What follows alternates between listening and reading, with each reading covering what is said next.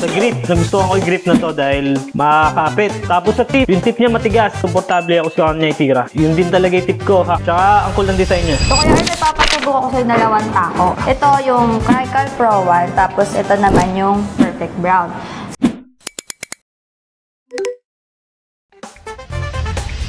After mo siyang i-test, mag-rate ka. Talagyan mo ng stars pa. Pinakamataas is 5 stars. Ang pinakamababa is 1 star.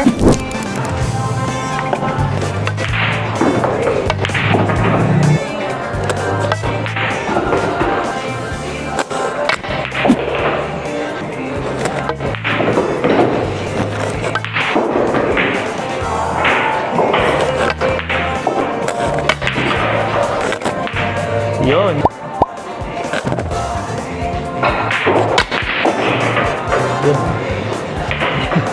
Sobrang lakas. Kasi yan yung ano, sir, eh. Lakas. Cricalc. Tara guys, subukan naman natin itong i-test seat, yung Cricalc Pro na black.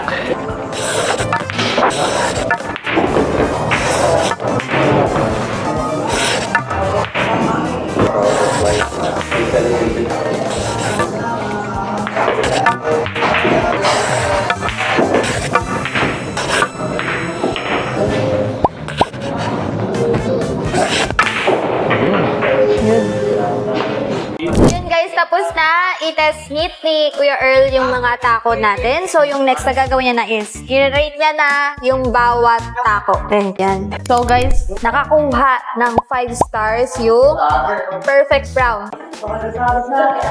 And then, Cricalc Pro 1 naman is 4 stars. So Kuya Earl, bakit 5 stars yung naibigay mo sa Perfect Brown? Dito sa Perfect Brown, actually yung shop na ginagamit ko kasi is kahoy talaga, wood. Tapos sa grip, nagustuhan ko yung grip na to dahil makakapit. Tapos sa tip, yung tip niya matigas, komportable ako sa kanya itira. Kasi yun din talaga yung tip ko, hindi medium hard. Yun, tsaka ang cool ng design niya. So next naman, Kuya Earl, bakit 4 stars naman sa Cricalc Pro 1? Sa Cricalc, mataas pa rin yung binigay ko na rate sa Cricalc dahil sa shop niya, legit na carbon. Tapos sa design, maangas tignan kasi all black, nakakalalaki talaga tignan.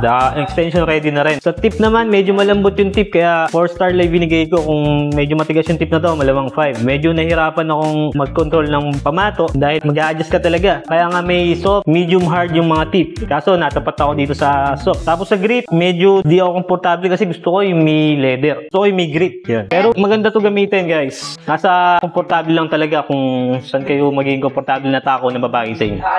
So shoutout ko pala guys yung account ko na Love at First View at page na rin na Love at First View. Facebook page. Pwede kayo mag-check out ng mga tako doon lalo na sa TikTok account na Love at First View. Okay? Thank you guys. Happy watching. Thank you guys.